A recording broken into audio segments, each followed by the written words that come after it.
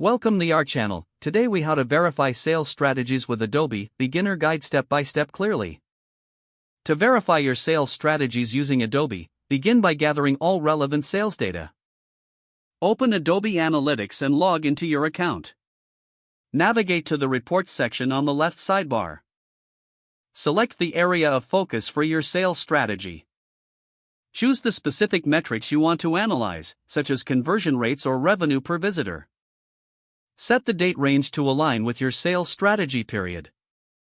Use the segmentation tool to filter data based on customer demographics or behaviors. Review the visualizations presented in the report. Identify trends and patterns that may indicate the effectiveness of your sales strategies.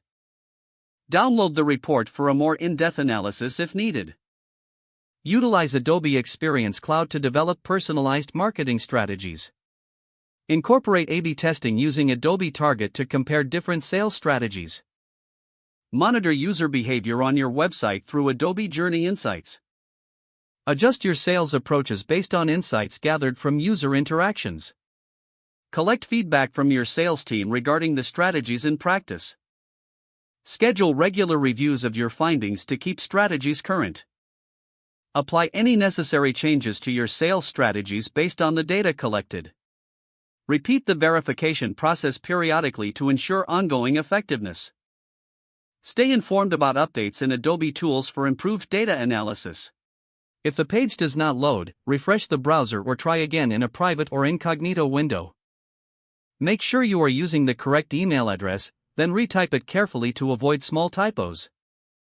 If your password is not accepted, use the reset option and create a new strong password you can remember. Check your spam folder for verification or security emails, then complete any requested confirmation steps.